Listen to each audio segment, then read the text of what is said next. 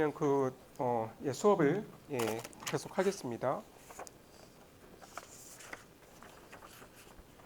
제가 지난 시간에 그 벌크를 좀 설명하다 말았는데 오늘 그 벌크와 페인을 끝내고 퀄리티로 넘어가겠습니다. 그러니까 정리를 하자면 벌크는 그러니까 이노베이션, 프랑스 혁명이 지향하는 그 이노베이션을 반대하고 전통과 그 지금의 제도를 최대한 유지하면서 점진적인 그 임프루브먼트를 지향하는 것이죠. 그래서 그 개혁에 대한 생각이 페인과는 이제 완전히 다르죠. 그래서 여러분 제가 여기 표시한 이 부분을 보시면, 그러니까 in what we improve, we are never wholly new. 그래서 완전히 새로운 거를 지향을 한다기보다는 improvement를 하는 것이고, 그러니까 in what we retain, we are never wholly obsolete. 그러니까 우리가 그 지금의 전통과 제도와 관습을 그러니까 보존을 한다고 하더라도 우리가 그러니까 obsolete, 그러니까 obsolete이라고 하는 거는 그러니까 너무 오래돼서 너무 구식이어서 지금은 쓸모가 없는 그러니까 그런 의미잖아요. 그러니까 우리가 그 리테인을 한다고 해서 obsolete 되는 것도 아니다. 그러니까 이것은 그 지속적인 개선과 개혁이 있기 때문인 것이죠.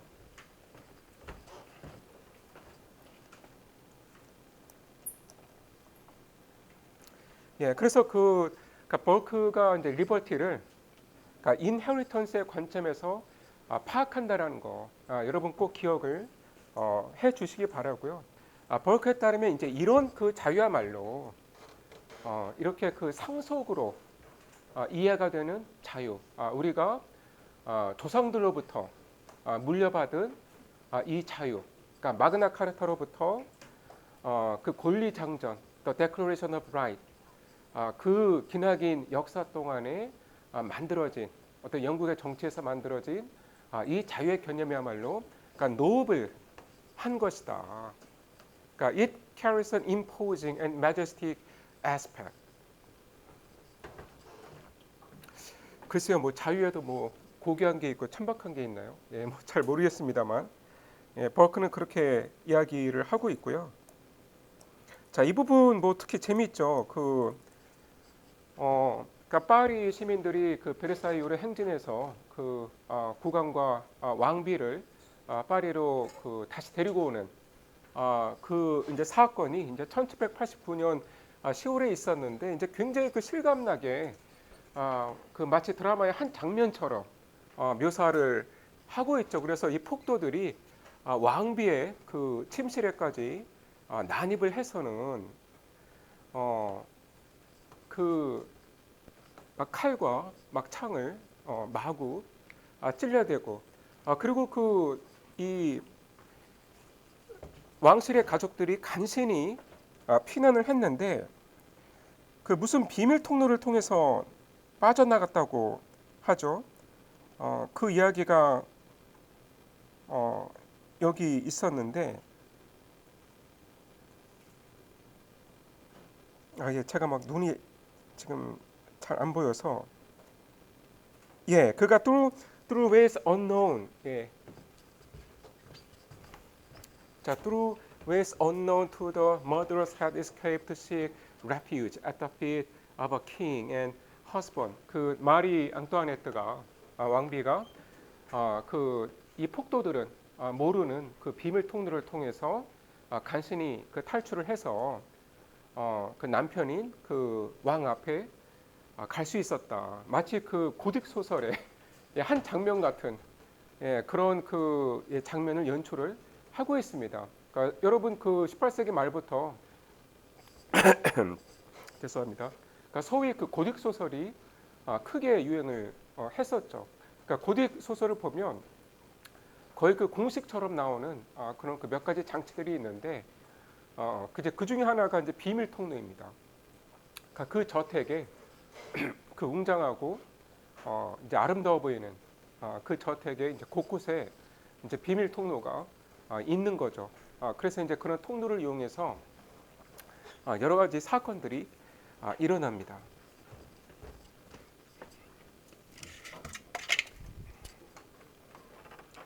예, 그래서 그 페이는 이제 이런 그 기술에 대해서 아주 강력하게 비판을 하고 있고요. 음, 자 여기 그 이 오른쪽 페이지는 뭐 거의 그 마리 앙투아네트에 대한 그 뭐랄까 이건 뭐 숭배라고 해야 될지 예, 거의 뭐 사랑하고 있죠. 예, 거의 뭐 요즘 시대에 이제 그 학생들이 그 아이돌 가수를 막 흠모하듯이 예, 거의 그 수준으로 지금 그 왕비를 예, 아주 연모를 그 하고 있습니다. 그래서 그러니까 여기에도 이제 그 앙투아네트를 이제 묘사를 하고 있는데, 그러니까 with a serene patience in a manner suited to her rank and race, becoming the offspring of a sovereign distinguished for piety and courage.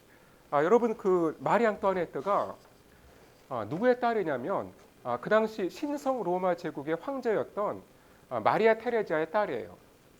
그러니까 그 앙투아네트의 어머니가 신성 로마 제국의 황제였습니다. 예, 그래서 그 앙투아네트의 어머니도 이렇게 슬쩍 찬미를 하면서 어떤 자신의 그 계급에 걸맞은 그런 그 정신을 보여주었다. 품위와 용기를 마리 앙투아네트가 보여주었다. 그러니까 사실 요즘 우리는 이런 생각을 하지 않죠. 어떤 사람의 그 용기, 또 품위, 이런 게 그 사람의 랭크, 계급에서 나온다. 뭐 계급 자체가 사라진 시대이긴 하지만 이제 그런 생각을 우리는 뭐 단호히 배척하는데, 그러니까 벌크는 이제 이런 생각을 하고 있고, 특히 이제 이 부분 참 재미있죠. 그러니까 벌크가 그 앙투아네트를 직접 본 적이 있다고 하죠.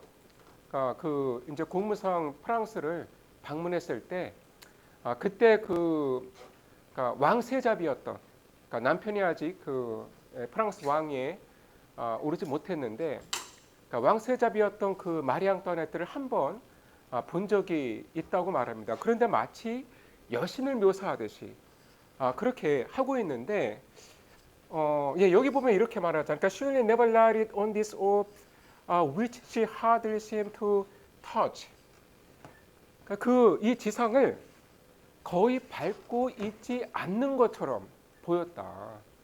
그럼 뭐 붕붕 뭐 떠다녔나? 뭐 잘 모르겠습니다.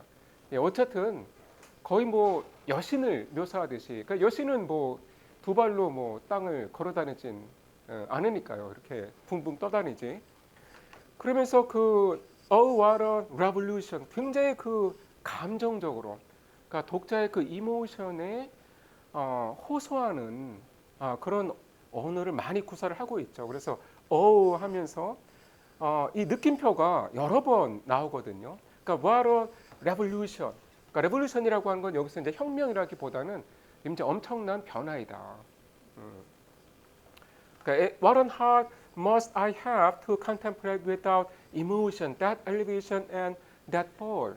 그러니까 이 마리 앙뚜아네트라는 여성이 프랑스의 그 왕비라는 지위에까지 올랐다가 참 이런 그 폭도들에 의해서 저런 황망한 처지에 처하게 되었는데, 정말 눈물 없이는 내가 이거를 생각할 수가 없다. 예. 그러니까 여러분 물론 그 글을 쓸 때에는 또 남을 설득할 때에는 감정에 호소하는 것도 필요하죠. 예, 그것도 필요한데 이제 이 경우에는 좀 지나치죠. 예. 그리고 뭐, 그러니까 저는 이제 처음에 읽을 때 진짜 그 웃었던 장면인데, 그러니까 I thought 10,000 souls I must have leaped from their scabbards to avenge even a look that threatened her with insult. 그러니까 누군가 막 모욕적인 언사를 하면서 이 마리 앙뚜아네트를 겁박을 했다면, 자, 이 왕비의 뒤에서 몇 개죠? 야, 10,000 만 개나 되는 그 단도들이 날아와서 그 사람을 뭐 벌집으로 뭐 만들었을 것이다. 예, 뭐 뒤에 뭐가 있는 건지 모르겠습니다. 뭐 어쨌든 그 이 왕비를 뭐 협박을 하거나 뭐 모욕을 하면 만 개의 그 단도가 일시에 날아와서 이제 그 사람을 뭐 벌집으로 만든다라는 거죠. 자, 그러면서 이렇게 탄식을 해요. But the age of chivalry is gone. 여러분 그 이 대목이 아주 유명하거든요. 예, 그러니까 벌크의 이 책에서 가장 잘 알려진 그 대목 중에 하나입니다. 그러니까 벌크가 탄식을 하는 거예요. 야, 기사도의 시대가 이제 끝났다. 아니 끝난 지가 언젠데? 예, 오래전에 끝났죠. 그런데 자 기사도의 시대가 갔다 이거예요. 그러니까 지금 그 벌크가 하는 말은 그 기사들의 나라였다고 하는 프랑스에서 어떻게 이런 일이 벌어지냐? 응? 어떻게 여자 한 명을 갖고 그런 짓을 할 수가 있냐? 그러니까 너희들이 기사여 신사라고 할 수가 있는 거냐? 이제 이런 그 탄식을 하고 있는 거죠. 그래서 기사도의 시대가 갔다고 하면서 That are sophisters, economists and calculators has succeeded. 그러니까 궤변을 늘어놓고 그리고 경제적인 이득만 밝히고, 그러니까 돈만 추구하고 그리고 calculators 계산만 하는 사람들의 시대가 도래했다. 그러니까 기사들의 시대는 가고 그러니까 궤변자 그리고 이 수전노 계산만 하는 사람들의 시대가 왔다라는 거죠. And the glory of Europe is extinguished forever. Never, never more shall we behold that generous loyalty to rank and sex. 그러니까 여러분 그 제가 첫 시간에 이 기사 로맨스에 대해서 좀 대략 설명을 했었죠. 그러니까 그런 로맨스의 이제 특징이 뭐였습니까? 어떤 초자연적인 그런 그 일들이 벌어지고, 그러니까 이국적인 배경이고, 그리고 기사와 레이디의 연애가 있죠. 그러니까 그런 연애는 사실 현실에는 거의 찾아볼 수가 없는 것이었죠. 그 당시엔 대부분 그 정략 결혼을 했었기 때문에. 그런데 사실 현실 세계에서는 여성에 대한 아주 그 극심한 편견과 차별이 있었지만 로맨스의 세계에서는 여성에게 아주 극진하게 이 예절을 지키는 거예요. 아주 여성을 떠받들고 그 아름다움과 그 성품을 찬양하고, 그러니까 로맨스의 세계와 이 현실의 세계가 여성을 대하는 게 너무나 극과 극이었습니다. 그래서 지금 그 벌크가 유럽의 영광이 영원히 사라져 버렸다. 이제 이렇게 그 말을 하면서, 그러니까 랭크, 그러니까 계급에게, 그러니까 나보다 계급이 높은 사람에게 충성하는 것. 그리고 여기서 그 섹스는 여성을 가리키는 거예요. 그리고 또한 여성에게 어떤 그 매너를 갖추는 것. 그게 영원히 사라져 버렸다. 이제 이러한 그 탄식을 하고 있습니다.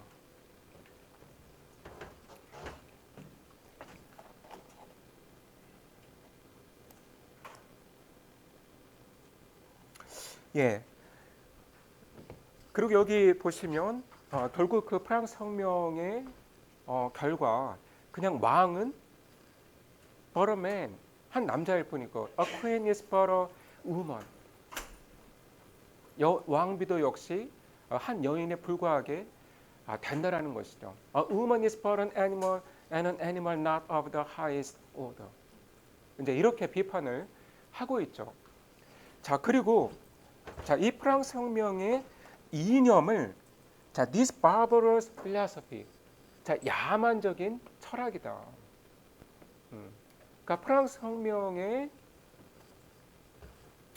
추종자들이 신봉하는 이념, 그러니까 프랑스 혁명의 이념을 야만적인 철학이라고 이렇게 폄하하면서, 그러니까 which is the offspring of cold hearts and muddy understandings. 그 차가운 마음과 그리고 그러니까 불명료한 이해의 산물이다. 자, 이 부분이 이제 중요한 게 뭐냐면 벌크가 프랑스 혁명의 진로를 예상을 하고 있다는 거예요. 자, 프랑스 혁명이 발발한 지 한 1년 조금 지났는데, 자, 벌크가 여기서 이런 말을 하죠. 자, 이런 상황에서는 결국 어떻게 될 것인가? 자, laws are to be supported only by their own terrors. 자, 테러스란 단어에 하이라이트를 하세요. 법은 결국 공포에 의해서만 유지가 될 뿐이다. 그러니까 이런 상황에서는 오로지 공포에 의해서만, 공포 정치에 의해서만 사회의 법과 질서가 유지가 될 것이다. 예, 정확하게 1793년 7월부터 프랑스에서 벌어진 상황이죠. 예, 공포 정치가 이 글을 쓰고 나서 한 3년 후쯤에 정말로 프랑스에서 시작이 되었던 거예요. 그리고 이러한 예언도 하죠. 자, in the growth of their academy. 그러니까 여기서 그 their academy는 그 프랑스 혁명의 이념을 신봉하는 사람들. 자, 이 사람들의 아카데미에서는 at the end of every visit 어디를 살펴보아도 그 풍경의 끝에 뭐가 있어요? You see nothing but the gallows. 교수대만 볼 뿐이다. 예, 그래서 그 프랑스 혁명이 결국 유혈 사태로 갈 수밖에 없다라는 점을 정확하게 예측을 하고 있습니다. 제가 알기로 이때는 아직 그 단두대가 발명이 안 된 걸로 알고 있어요. 그러니까 발명이 되었어도 이제 본격적으로 쓰이지는 않았습니다. 그래서 아마 그 벌크는 단두대를 몰랐을 거예요. 그러니까 단두대를 알았다면 아마 이제 그 단어를 쓰지 않았을까. 그러니까 수많은 사람들의 죽음, 대규모 유혈 사태로 이어질 수밖에 없다라는 거예요. 예, 이거는 그 벌크가 프랑스 혁명의 그 진행 방향을 정확하게 예측을 한 것이죠. 그러면서 지금 그 프랑스 혁명의 그 이 추종자들이 지금 그 프랑스의 정권을 뭐 잡다시피 한 상황인데, 자, 이 사람들 역시 온갖 그 술수와 폭력으로 자신의 권력을 지켜갈 것이다. 이제 이러한 그 추측을 하고 있죠. 그러면서 자, 권력이, 그러니까 여기서 이 이트는 그 앞에 나온 파워인데, 그러니까 power will find other and worse means for its support. 그러니까 이 사람들 역시 뭐 고귀한 그 혁명의 이념을 뭐 그 실현하겠다면서 권력을 잡았지만 이들 역시 그 이전의 권력자들보다 더 나쁜 방식으로 자신들의 권력을 유지하려고 애쓸 것이다. 그러면서 the usurpation which in order to subvert ancient institutions has destroyed ancient principles will hold power by arts similar to those by which it has acquired it. 자, 그러면서 자, 이 프랑스 혁명의 추종자들이 그러니까 usurpation, 찬탈을 했다라고 이제 표현을 하고 있죠. 자, 이 찬탈이 그러니까 그 이전에 어떤 제도를 무너뜨리기 위해서 자, 이전의 원칙들까지 파괴를 했었는데, 자, 이 사람들은 어떻게 자신들의 그 파워를 유지할 것인가? 자신들이 그 권력을 쥐었던 그 방식과 비슷한 방법으로 권력을 지키려고 할 것이다.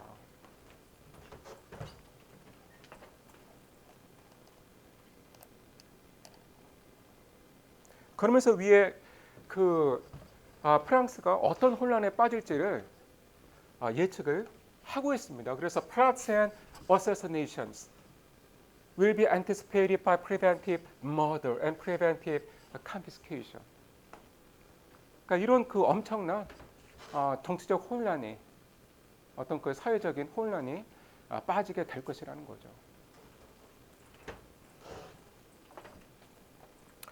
자, 그런데 이렇게 참 정확하게 그 혁명의 미래를 예측을 한 그 벌크인데, 그 당시 그 유럽의 상황에 대한 판단은 문제가 있었습니다. 그러니까 예를 들면 이제 이런 그 패시를 보면 그런데, 그러니까 Europe undoubtedly taken in a mass was in a flourishing condition the day on which your revolution was completed. 그러니까 여기서 그 completed는 뭐 이제 혁명이 완성됐다. 그러니까 이제 혁명이 어쨌든 그 잘 진행이 되고 있는 그러한 그 상황에서 자 유럽은 전체적으로 볼 때 그러니까 flourishing 컨디션에 있었다. 아주 번영하는 그 상황에 있었다라는 거예요. 그러니까 이거는 참 그 버크가 아무리 영국에 뭐 있었다고 하지만 너무 현실을 제대로 그 파악을 못 하고 있다. 그러니까 전체적으로 보면 버크는 왜 프랑스 혁명이 일어났는지 그거를 모르고 있어요. 그러니까 정말 프랑스 혁명이 왜 발생을 하게 된 건지. 그러니까 그 당시 그 프랑스 국민이 어떠한 상황에 놓여 있고, 그러니까 그 불만이 프랑스 혁명의 그 프랑스 국민의 그 고통이 축적이 되어서 결국 그 이제 혁명으로 폭발을 한 거잖아요. 그러니까 그 점을 모르고 있거든요. 그러니까 여기도 보시면 how much of the prosperous state was owing to the spread of our old manners and opinions is not easy to say. 자, prosperous state. 전혀 그렇지 않았죠. 적어도 프랑스에서는 prosperous 하다고 말할 수 있는 상황이 전혀 아니었죠. 예, 극심한 경제난이 있었죠. 그러니까 결국 경제적인 문제가 너무 해결이 안 되었기 때문에 결국 그 프랑스 국민이 이 혁명을 일으킨 것이죠. 자, 그런데 버크는 이러한 이 번영의 상태가 어떤 그 전통적인 그 옛날의 어떤 이 매너와 그리고 오피니언 이러한 것들이 얼마나 의존을 했었는지는, 그러니까 바로 이러한 것들 때문이었는지는 말하기가 쉽지 않다. 그러니까 지금 유럽이 누리고 있는 이 번영은, 이 영광과 번영은 바로 그 유럽의 전통의 그 매너와 오피니언 때문이라는 것이죠.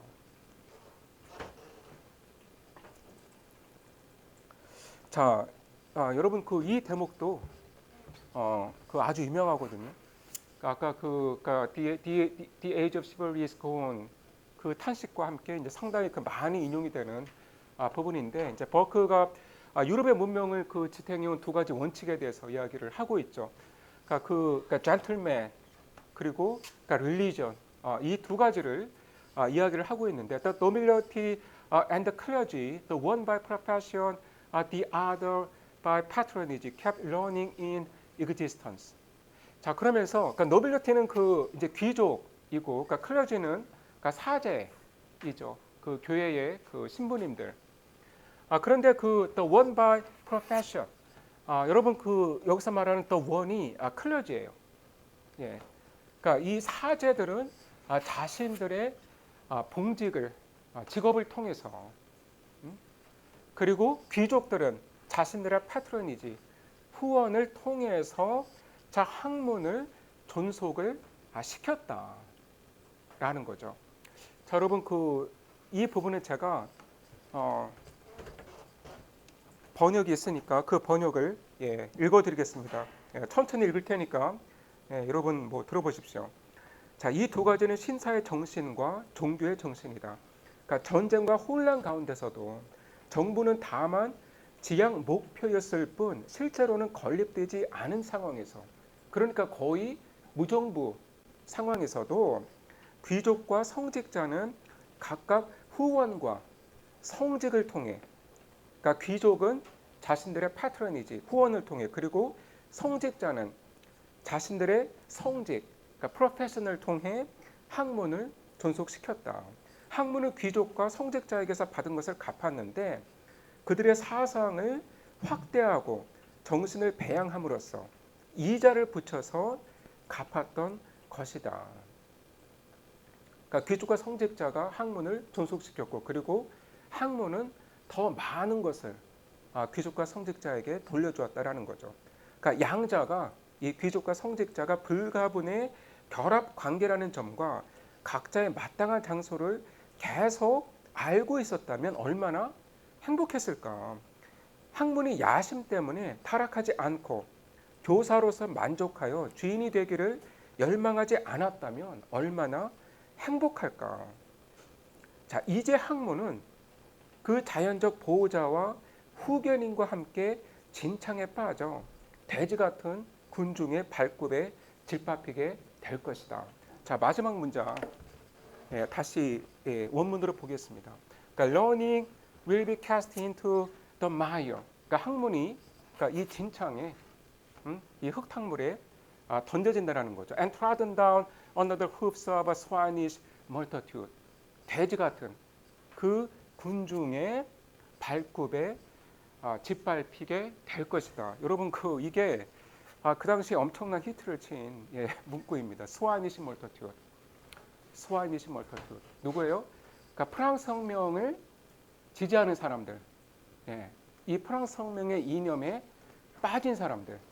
그러니까 이 사람들을 지금 그 스와니시 멀터튜드, 돼지 같은 군중이다라고 묘사를 하고 있는데, 당시에 정말 그 엄청난 히트를 친 그 문구예요. 정말 수많은 사람들이 인용을 했고, 뭐 지금 이 버크에게 뭐 그 동의를 하든 아니면 이제 격렬하게 비난을 하든 정말 많이 인용이 된 문구인데, 이 문구가 왜 그렇게 그 히트를 친 건가? 그러니까 왜 그렇게 많은 사람들의 어떤 그 심기를 건드린 건가? 그러니까 여러분 뭐 당연히 이제 누군가를 향해서 돼지라고 하면 기분 나쁘죠. 그런데 그러니까 그 이상의 의미가 사실 있었던 거예요. 그러니까 이거는 그 어떤 성경에 대한 그 인유로 볼 수가 있는데, 그러니까 여러분 그 성경에 보면 이제 예수가 이제 길을 가다가 그러니까 귀신 들린 한 남자를 만나요. 그래서 그 예수가 그 남자에게 다가가서 너는 누구냐 이래요. 그런데 그 남자가 정확히는 그 남자의 자아가 아닌 그 남자 속에 들어있는 귀신이 이렇게 답을 합니다. 나는 군대이다. 그 영어 성경에 보면 나는 그 리지언이다. 그 리지언이 그 당시 그 로마 제국의 군단이거든요. 보통 한 5천 명 정도로 이제 그 이루어진 그 군대의 단위가 군단, 리지언입니다. 그러니까 그 남자 안에 뭐 귀신이 한두 마리가 아니라 수천 마리가 들어가 있었던 거예요. 그래서 그 예수가 그 남자한테 당장 그 사람에게서 나와라. 그랬더니 이제 이 귀신이 예수에게 뭐라고 말을 했냐면 우리가 이 남자에게 나오면 갈 곳이 없습니다. 그런데 마침 그 근처에 이제 돼지떼가 있었습니다. 그러니까 그 마을 사람들이 이 사육을 하는 돼지떼가 있었는데, 그렇다면 저 돼지떼로 가거라. 이제 이렇게 그 예수가 명령을 해요. 그래서 정말 그 수많은 그 귀신이 그 남자에게서 나와서 돼지떼로 들어갑니다. 자, 그러더니 이 돼지떼가, 그러니까 귀신이 들린 거죠. 귀신이 들린 이 돼지떼가 갑자기 그 바다 쪽으로 나 있는 이제 그 절벽으로 마구 달려가는 거예요. 그 수많은 돼지들이. 그러면서 그 절벽에 떨어져서 모두 바다에 빠져 죽었습니다. 그런데 이제 이 남자는 다시 이제 멀쩡한 사람이 됐어요. 그런데 이제 그 마을 사람들은 정말 충격을 받은 거죠. 정말 그 남자 하나 그 귀신 나가게 하려고 자기들의 그 생계 수단이었던 그 돼지가 전부 지금 몰살을 당한 것이기 때문에 이제 예수한테 속히 우리 마을을 떠나라. 이제 이렇게 했다는 이야기가 이제 성경에 전해지는데, 그러니까 여러분 사실 그 이야기를 지금 인유를 하고 있는 거예요. 그러니까 스와니시 몰터튜드. 그냥 단지 그냥 그 돼지떼가 아니라 귀신 들린 돼지떼인 거예요. 귀신 들린 돼지떼인 것이고, 지금 자멸을 하고 있는 돼지떼인 것이죠. 그러니까 성경에 나오는 그 귀신 들린 돼지들이 바다에 그 떨어져서 모두 몰살당했듯이 이 사람들 역시 지금 자멸의 길을 가고 있더라는 거예요. 귀신이 들려서. 예, 그래서 그 수많은 사람들이 정말 그 이제 이 표현이 이제 분노를 했었던 거죠. 예, 이제 그 당시 뭐 아주 유명한 그 표현이 되었기 때문에 이제 제가 자세하게 설명을 했습니다. 자, 그 버크는 뭐 이 정도로 정리를 하고요.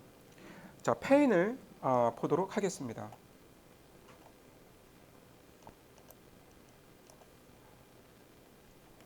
그 페인의 이제 언어는 상당히 그 심플하잖아요. 이제 그 버크보다 훨씬 더 읽기가 이제 쉽고, 이 사람은 그 자기가 뭘 주장을 하는지 이게 반복적으로 이렇게 그 표현을 하고 있기 때문에 이 사람의 그 입장을 이해하기도 쉽고, 그러니까 상당히 이제 그 지금의 우리가 봐도 좀 모방할 만한 그런 그 라이팅 스타일이 아닌가. 그 버크의 이제 스타일은 모방을 하고 싶어도 할 수가 없는 그런 그 스타일이고, 이제 그 페인의 이 라이팅 스타일은 상당히 여러분이 이제 그 모방을 할 만한 그런 글인 것 같습니다. 그러니까 그 뭐 영어뿐만 아니라 어떤 그 논리의 이제 전개 방식도 이제 지금의 관점에서 봐도 상당히 그 훌륭하거든요. 설득력이 있고. 그 이제 이 부분에서 그 페인이 이야기하는 거는, 그러니까 버크가 주장하는 그 인헤리턴스를 좀 공박하고 있는 거죠.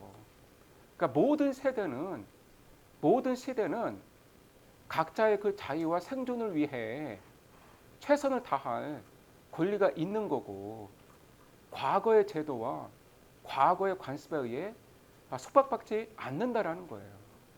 그러니까 왜 옛날에 제도와 옛날에 그 전통으로 지금의 세대를 속박을 하려고 하느냐? 그건 말이 안 된다라는 거예요.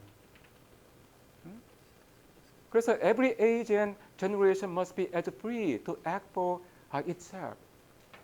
그러니까 그 세대의 이익과 그 세대의 자유를 위해서 노력할 의무가 당연히 있는 거죠. 권리가 있는 것이죠. 그리고 man has no property in man, neither has any generation of property in the generations which are to follow. 예, 여러분 뭐 이해가 되시죠? 그러니까 it is the living and not the dead that are to be accommodated. 그러니까 지금 뭐 그 죽은 선조들 왜 우리가 신경을 써야 되냐 이거예요. 그러니까 지금 살아있는 사람이 중요한 거지. 그 이미 죽어서 무덤에 묻혀 있는 선조들 생각을 왜 하고 있냐. 그래서 I am contending for the rights of the living. 예, 상당히 그 강력한 그 주장을 하고 있죠. 그러니까 나는 살아있는 사람들의 권리를 위해서 싸운다라는 거죠. 그러니까 Mr. Burke is contending for the authority of the dead over the rights and freedom of the living. 자, 그러면서 버크를 비판을 하는 거죠. 그러니까 버크의 경우에는 이미 죽은 그 조상들의 권리를 주장을 하고 있다 이거예요. 그러니까 지금 살아있는 사람들의 권리와 자유가 중요한 건데, 그러니까 죽은 사람들에게만 신경을 쓰고 있다라는 거죠.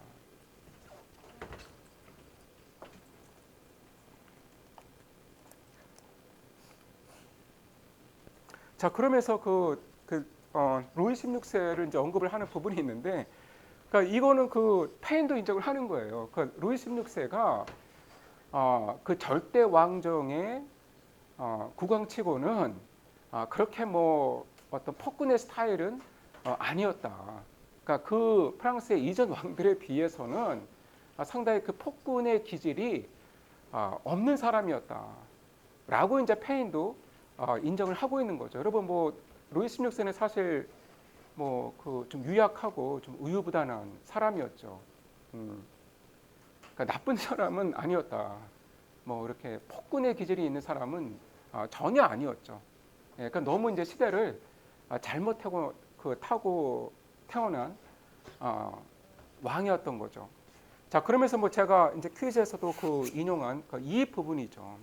그러니까 마너크와 마너키가 구분이 되어야 한다 하면서 자 프랑스 혁명을 이렇게 옹호를 하는 거예요. 그러니까 it was against the established despotism of the latter and not against the person or principles of the former that the revolt commenced and the revolution has been carried. 자, 이 주장이 사실 마지막까지 반복이 되는데, 그러니까 여러분은 뭐 이 주장에 대해서 어떻게 생각을 하시나요? 그러니까 그 왕 개인이 아니라 그 전제 군주제, 그러니까 그 제도에 대해서 이 혁명이 일어났던 것이다. 이 주장을 여러 번 반복을 하죠. 자, 그러면서 in France, it was against the hereditary despotism. 그러니까 hereditary despotism. 그러니까 여러분 그 세습 군주제이죠. 그러니까 그 국왕의 그 권리와 그 모든 권력이 이제 세습이 되는 그러한 그 제도인데, 그러니까 이러한 그러니까 세습 군주제에 대항해서 혁명이 일어났던 것이다. 그리고 이제 이 부분은 저는 상당히 설득력이 있더라고요. 그러니까 이러한 그 전제 군주제에서는 단지 국왕 한 사람에게만 그 전제 군주제에 영향이 있는 것이 아니고 나라 전체가 이 전제 군주제에 흔적을 갖게 된다는 것이죠. 그래서 every office and department has its despotism founded upon custom and usage. 그러니까 every place has its Bastille.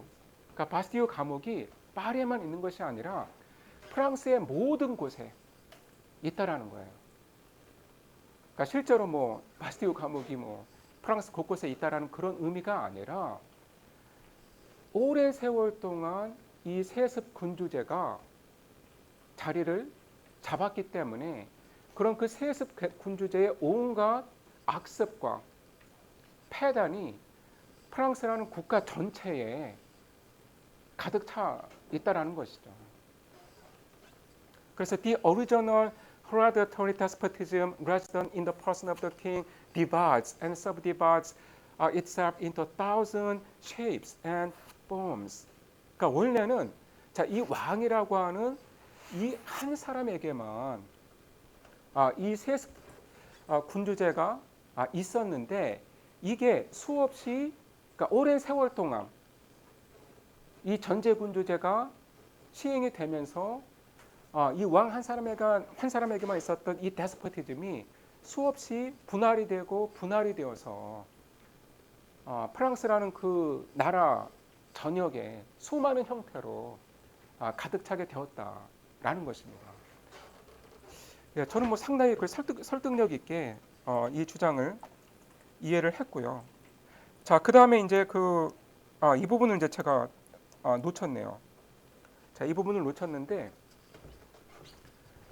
이제 여기서 그 중요한 주장이 나오죠. 그러니까 벌크를 비판하면서 벌크가 프랑스 혁명이 왜 일어났는지 그리고 프랑스 혁명의 이념이 정확히 무엇인지 모르고 있다라고 이제 주장을 하면서 자 프랑스 혁명은 루이 16세라고 하는 개인에 대해서 일어난 것이 아니라 바로 그 프랑스 정부의 어떤 그 전제 군주적인 그 원칙들 이제 그거에 대항해서 일어났던 것이다. 그리고 프랑스는 너무나 오랫동안 이 전제 군주제가 시행이 되었기 때문에 자 점진적인 개혁으로 이거를 고친다라는 것은 불가능하다. 그래서 벌크가 죄송합니다. 그 페인이 complete and universal revolution 완전한 혁명이 아니고서는 치료가 불가능한 상태이다. 뭐 그냥 점진적으로 뭐 조금씩 뭐 시간을 두고 그게 안 된다라는 거죠.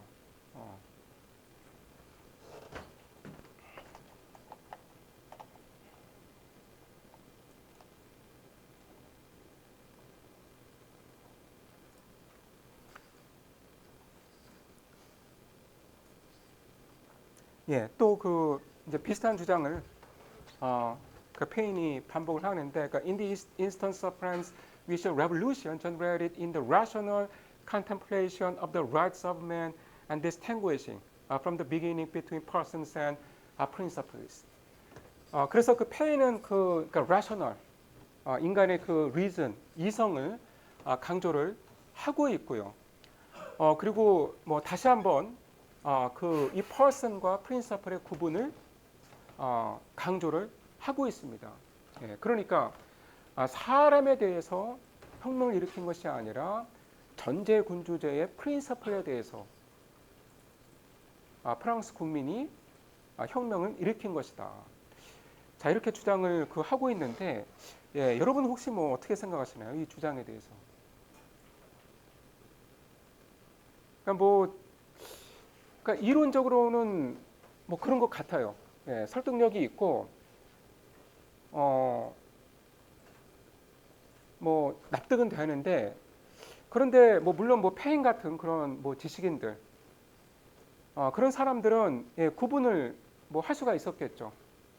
내가 지금 반대하는 것은 저 국왕 개인이 아니라 전제군주제이다. 그러니까 이 국왕 한 사람에게 이렇게 엄청난 권력을, 그러니까 아비트러리한 권력을 쥐어주는, 그러니까 이 시스템에 나는 반항하는 것이다.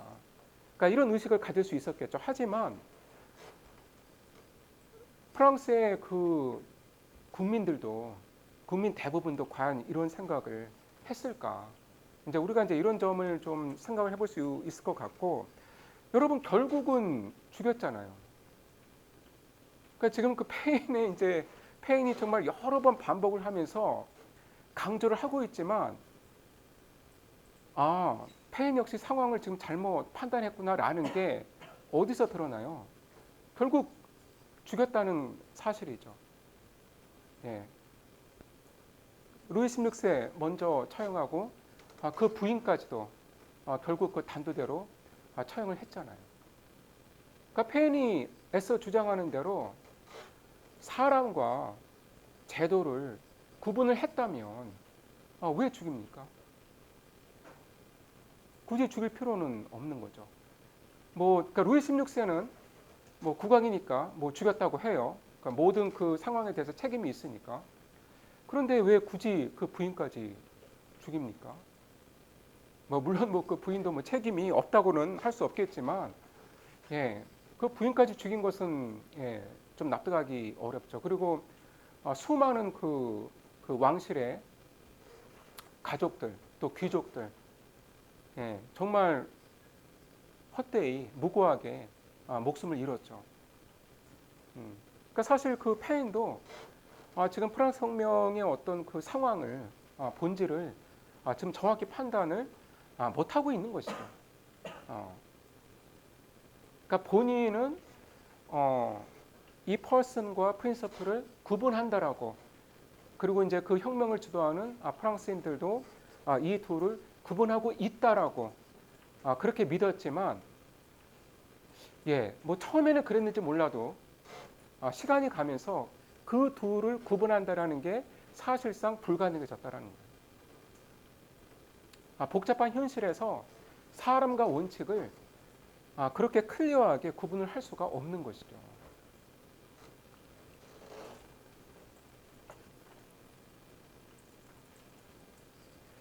예, 그리고 그 이제 버크가 죄송합니다. 페인이 이제 버크를 비판하는 그 포인트 중에 하나가 그러니까 theatrical representation, 마치 그 극장에서나 볼 법한 그런 상황을 자기 상상력으로 만들어내고 있다라는 거죠. 그래서 facts are manufactured for the sake of show. 그러니까 정말 그 쇼하고 있는 거예요. 팬의 입장에서는 그냥 독자에게 그 흥미로운 쇼를 보여주기 위해서 사실을 제멋대로 왜곡하고 있다. 그래서 자, 팩트에 근거한 히스토리를 써야지 그렇게 상상력에 근거한 플레이를 쓰면 안 된다. 예, 이 점은 뭐 여러분 뭐 다 동의하는 그런 내용이죠. 자, 그리고 이제 마지막에 가서 이런 이야기를 합니다. 그러니까 notwithstanding Mr. Burke's horrid paintings when the French Revolution is compared with that of other countries. 그러니까 뭐 버크가 아주 뭐 프랑스 혁명을 끔찍한 걸로 묘사를 했는데, 자, 그 프랑스 혁명을 다른 나라에서 일어난 뭐 혁명이나 폭동과 비교를 해보면, 자, 이런 말을 하죠. The astonishment will be that it is marked with so few sacrifices. 희생이 거의 없다라는 게 프랑스 혁명의 놀라운 점이다. 예, 이때까지만 그런 거죠. 1791년 지금 이게 아마 1791년 정확히 뭐 몇 월이었는지는 모르겠는데 아직은 그 프랑스 혁명이 평화롭게 진행이 되고 있는 상황이었죠. 그러니까 이 예측은 완전히 빗나간 거예요.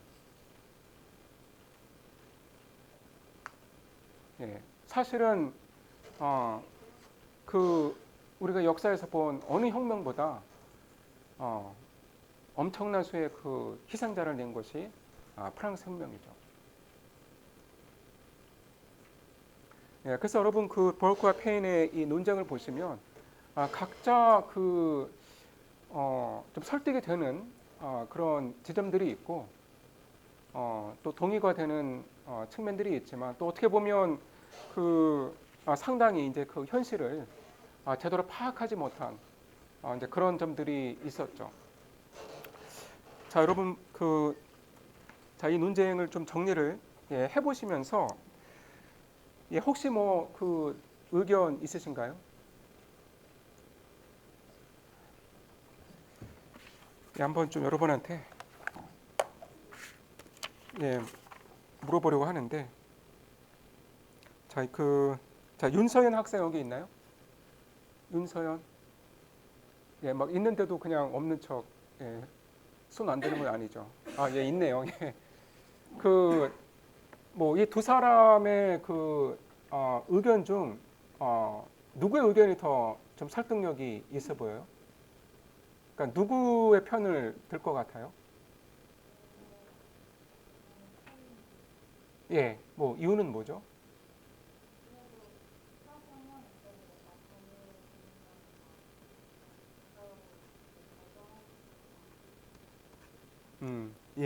뭐 좋습니다. 김수미 학생? 누가 더 좋습니까? 페인이 더 좋아요. 이유는? 그러니까 그 버크의 라이팅 스타일이 좀 그 오늘날 우리가 이렇게 이해하기에는 뭐 쉽지가 않은 건 사실이죠. 한 명만 더 물어볼게요.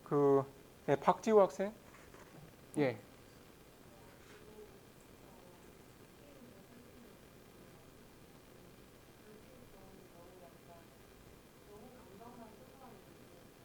음.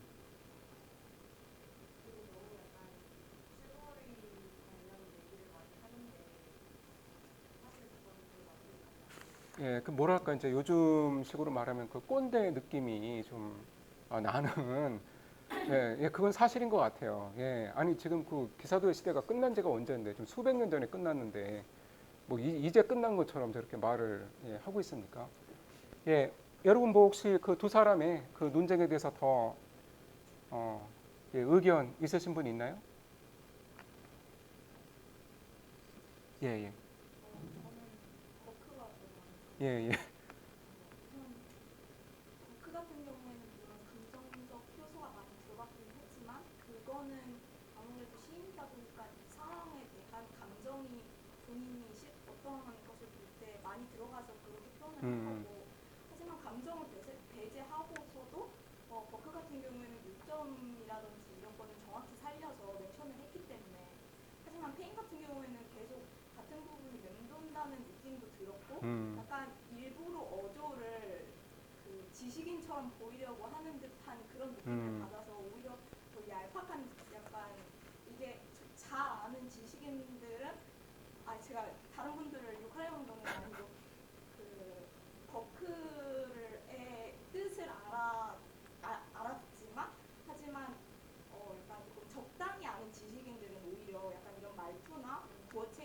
때문에 페이 페퍼님 맞지? 이 사람을 더 좋아하지 않을까? 페인을. 네네네. 예, 예. 어, 글쎄요, 뭐 또 그 얘기를 듣고 보니까 좀 페인은 좀 깊이가 약간 부족하지 않나. 뭐 이제 이런 느낌이 이제 들기도 예, 하고 예.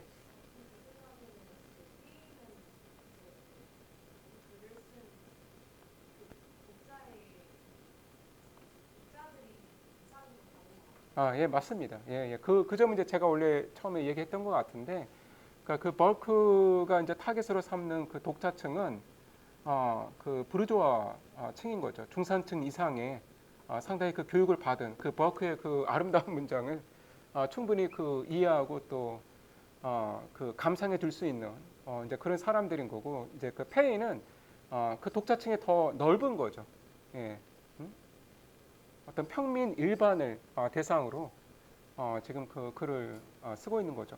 예, 뭐 또 다른 의견 있으신가요?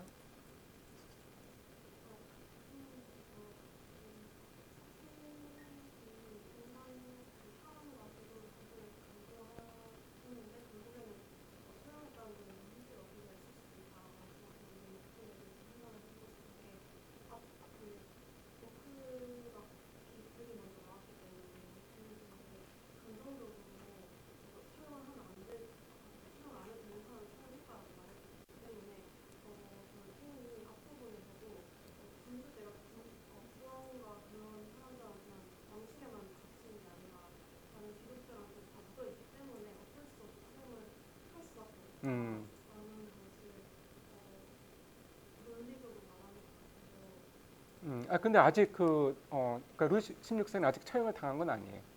예, 예. 그 이제 버크가 이제 그러니까 왜 처형을 했냐라고 이제 비판한 건 그 이제 여러 병사들과 이제 귀족들 이었던 거죠. 예, 그래서 말씀하신 것처럼 뭐, 그러니까 적어도 그 페인이 이 글을 쓰고 있던 시점 에서 보자면 그러니까 사람과 제도를 구분하고 있다는 그 지적은 뭐 맞는 것일 수도 있죠. 그러니까 적어도 그러니까 이 1791년의 상황에서는 그 구분이 어, 있었다라고 이제 우리가 뭐 말할 수도 있을 것 같습니다. 그런데 이 구분이 유지될 수 있는 그런 성격의 구분이 아니었다라는 것이 그 뒤의 사건들을 통해서 명확하게 입증이 된 거죠. 예. 예, 혹시 뭐 또 다른 의견?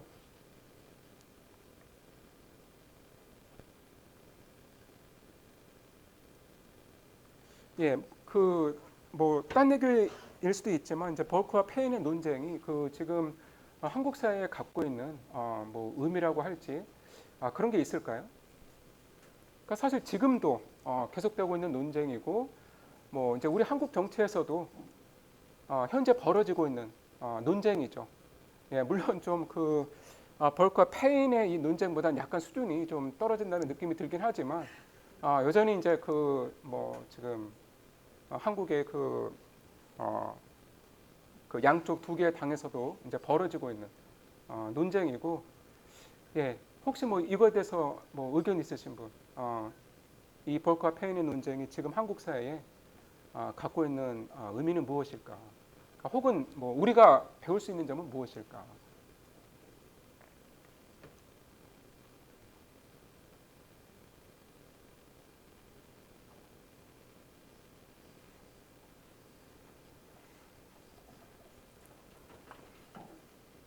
예, 저는 개인적으로 버크와 페인의 장점만을 살려서 그거를 이렇게 섞어가지고 그래가지고 결론을 도출해내야 된다고 생각은 예, 하지만 예. 버크의 단점이라고 할 만한 것은 너무 감정적인 표현이 많이 들었다는 거고 그리고 언어 자체를 이게 조금 지위 장벽을 높게 만들었기 때문에 아무래도 이게 사실 어떤 거를 주장을 할 때는 그리고 이게 영향력이라는 것도 굉장히 중요하잖아요. 그렇기 때문에 이게 내용에 비해서 본질에 비해서 영향력이 적지 않았나. 하지만 버크 같은 경우에는 본질을 굉장히 잘 꿰뚫어본 케이스고 페인 같은 경우에는 아무래도 이게 진입장벽이 낮으니까 영향력도 매우 컸고 그리고 약간 팩트를 나열하는 이런 약간 소위 있어 보이는 그런 좋아하는 동경을 두지 않았나. 그래서 이렇게 두 가지를 적당히 잘 섞으면은 더 나은 결과를 도출해. 예, 뭐 참 네. 적절한 의견인 것 같습니다. 예. 어떤 두 사람이 보여주고 있는 그 통찰력을 함께 그 이제 배울 필요가 있는 것이죠. 그러니까 제가 예전에 그 이제 중간고사 이제 시험 문제로 뭐 그 벌크와 페인의 이 논쟁에서 뭐 어느 쪽이 더 설득력이 있다고 생각하냐 그 이유를 뭐 대라 이제 이런 시험 문제를 이제 냈었는데 이제 보면 대부분의 학생들이 이제 페인 편을 들더라고요. 대부분. 그런데 뭐 이제 제가 보기에는 물론 이제 페인의 그 뭐 그 입장이 더 설득력이 뭐 있기도 하겠지만 아무래도 좀 이렇게 더 클리어하게 이제 이해가 되니까 그 페인의 이제 편을 드는 그런 이유도 있지 않을까. 그런데 이제 이번 학기에는 이제 그 문제는 내지 않습니다. 이번 학기에는 다른 문제를 내려고 합니다. 자, 그러면 뭐 한 15분밖에 안 남았는데 이제 벌크와 페인은 여기서 마무리를 하고요. 자, 그 다음에 커울리지의 The Aeolian Harp로 넘어가겠습니다. 이것도 뭐 짧은 시는 아닌데 그냥 다 읽으면 이제 그 학생들이 너무 힘들어해서 이것도 뭐 한 일부만 읽을 생각입니다. 자, 여러분 그 이올리언 하프에 대해서 이제 들어본 적이 아마 없을 텐데 여러분 그 그리스 신화를 보면 그 바람의 시인이 있거든요. 그러니까 모든 그 바람을 그 주관하는 신이 있는데 이제 그 신의 이름이 아이올러스입니다. 아이올러스라고 하는 이제 그리스 시인이 있습니다.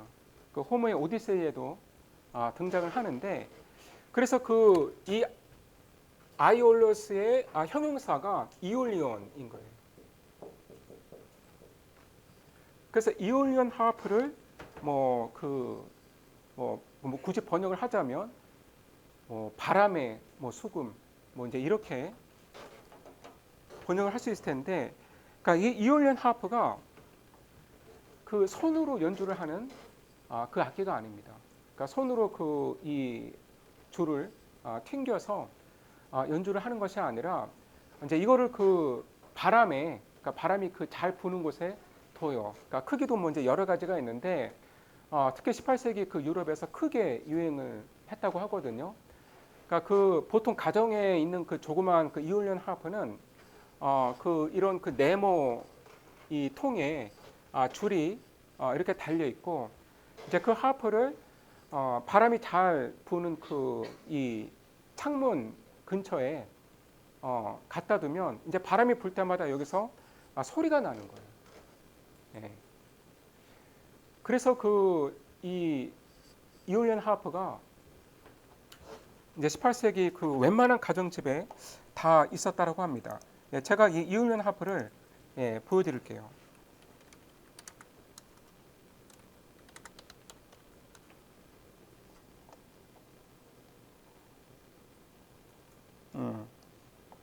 이거는 지금 이올리언 하프가 이제 굉장히 큰 건데,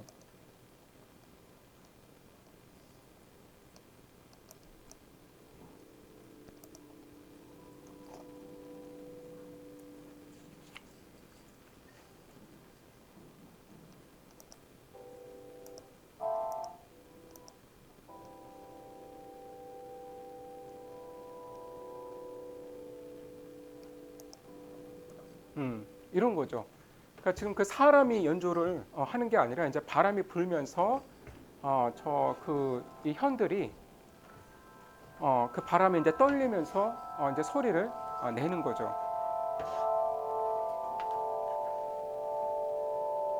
그런데 뭐 듣기가 뭐 예쁜가요? 뭐 저는 잘 모르겠습니다. 그러니까 이거는 그 상당히 이제 그 잘 만들어진 그 이올리언 하프인 거예요. 게다가 또 상당히 크잖아요.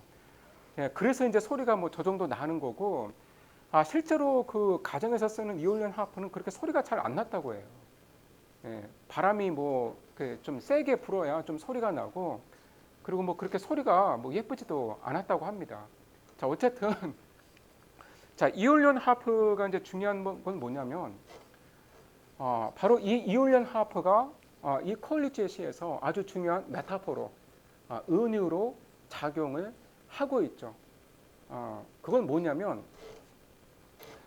시인의 마음에 대한 지금 은유로 쓰이고 있습니다. 더 구체적으로 설명하자면 자연으로부터 창조적인 영감을 받은 시인의 마음을 이울련 하프로 표현을 하고 있다라는 거예요. 그러니까 자연으로부터 불어오는 바람에 반응해서 아름다운 소리를 내는 이울련 하프처럼 시인의 마음 역시 자연으로부터 오는 그 영감에 반응해서 이 창조적인 시를 쓴다라는 것이죠. 즉 이울련 하프는 시인의 마음과 자연의 관계에 대한 은유라고 할 수 있는 것이죠. 여러분 뭐 이해는 되시죠? 그러니까 이울련 하프가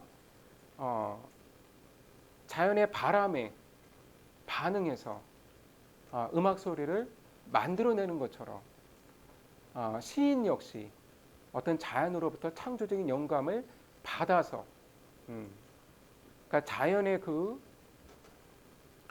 온갖 것에 창조적으로 반응해서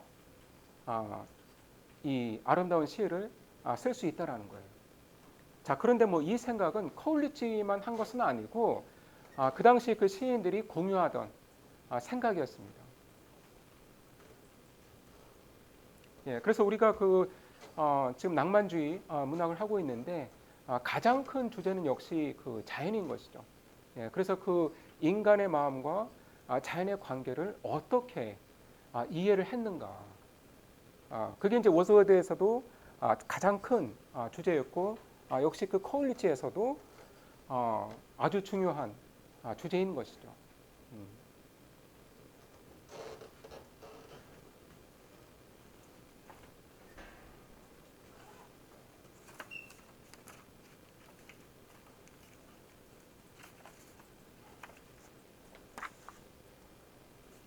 자, 제가 방금 설명한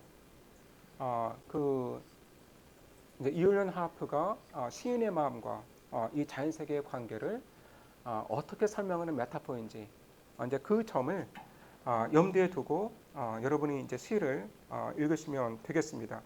뭐 시간이 얼마 안 남았는데 최대한 읽을 수 있는 데까지 읽어 보겠습니다. 자, 그 콜리치가 지금 그 자신의 아내와 같이 있습니다. 그러니까 이때는 아직 뭐 결혼을 한 건 아니었고 결혼 이제 얼마 전에 함께 살 이제 집 앞으로 와서 지금 자연을 감상을 하고 있는 것이죠. 자, My pensive Sarah. 자, 생각에 잠긴 나의 Sarah. 여러분 그 낭송은 한번 유튜브에서 들어보시기 바랍니다. 그 아내 이름이 이제 세라인 거예요. 근데 그 아내가 지금 그 생각에 잠겨 있는데, 자, thy soft cheek recline, thus on mine arm. 자, 그대의 그 보드라운 그 뺨이 그 내 팔에 이렇게 기대어 있고, 그러니까 most soothing sweet it is. 그러니까 지금 it is 다음에 지금 묘사가 되고 있는 것들이 너무나 soothing, sweet 하다라는 것이죠. 너무나 포근하고 감미롭다라고 묘사를 하고 있습니다. 그러니까 to sit beside our cot, 그러니까 우리의 오두막, 그러니까 우리의 오두막 함께 살아갈 그 집 옆에 이렇게 앉아서 있는 게 너무 좋다.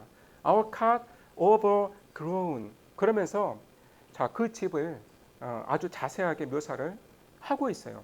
그러니까 overgrown with white flowered jasmine. 그러니까 흰 꽃이 피는 그 제스민에 덮여 있는 집. 그리고 또 뭐에 덮여 있어요? The broad leaved myrtle.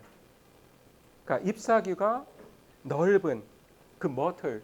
뭐 사전을 보니까 도금냥이라고 돼 있던데 뭐 정확히 뭔지는 모르겠습니다. 어쨌든 그 식물의 일종이죠. 그래서 이렇게 그 제스민과 머틀로 덮여 있는 시골집인 거죠. 자, 그런데 그 이 괄호 안에 보시면 그러니까 mid emblems day of innocence and love. 자, 이 꽃들은 순결함과 사랑의 아주 적절한 상징들이다. 자, 그러면서 이제 콜리치가 아내에게 and watch the clouds. 자, 구름들을 보라. That late were rich with light. 그러니까 최근까지 이 빛으로 그러니까 리치했던, 풍요로웠던, 그러니까 빛이 가득했던 그 구름들이 그러니까 slow saddening round. 그러니까 천천히 그 주위를 어둡게 만들고 있다. 그러니까 여러분 그 sad는 뭐 슬프게 하다라는 뜻도 있지만 뭐 그 칙칙하게 뭐 색을 바꾸다, 뭐 칙칙한 색으로 하다 이러한 의미도 있습니다. 그러니까 방금 전까지 그 빛으로 가득했던 구름이 천천히 그 주변을 이제 어두운 색으로, 그러니까 칙칙한 색으로 바꾸고 있는 것이죠. And mark the star of Eve. 자, 그러면서 자 아내에게 또 이제 명령문으로 지금 권유를 하고 있는 거죠. 그러니까 처음에는 그러니까 watch the clouds 하더니 그러니까 mark the star of Eve. 자, 저녁 별을 바라봐라. 그러니까 금성이죠, 여러분.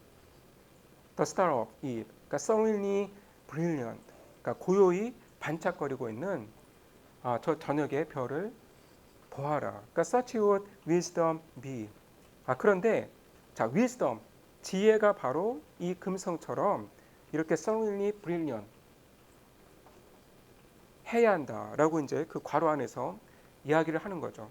그러니까 shine opposite. 예, 여러분 이 이제 신텍스가 이제 이해가 되시죠? 그래서 그러니까 이 저녁의 별, 이제 금성이 반대편에서, 그러니까 이 구름 반대편에서 빛나고 있는 것을 보아라. 그런데 이제 이 중간에 이 별에 대한 지금 그러니까 보조적인 설명을 하는 것이죠. 그러니까 how exquisite the sands snatched from yon being tale. 자, 저 너머에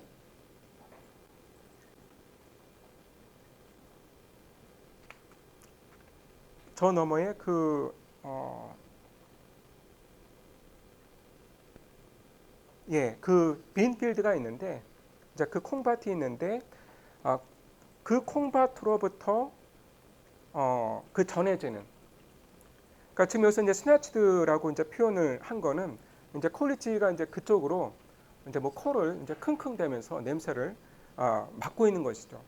그러니까 그 냄새가 너무나 그러니까 exquisite, 절묘하다. 너무나 그 향내가 좋다. And the world so hushed. 그리고 세계도 숨죽였다. The steely murmur of the distant sea tells us of silence. 자, 이 먼 바다의 이 고요한 murmur, 이 속삭임이 자 우리에게 정적을 얘기한다. 예, 그래서 이제 콜리치가 지금 아내와 함께 이렇게 그 껴안은 채 지금 그 자연의 풍경을 바라보고 있는 이제 그 평화로운 그 장면을 묘사를 하고 있습니다. 자, 두 번째 연에 이르러서야 이올리언 하프가 이제 묘사가 됩니다. And that simplest lute.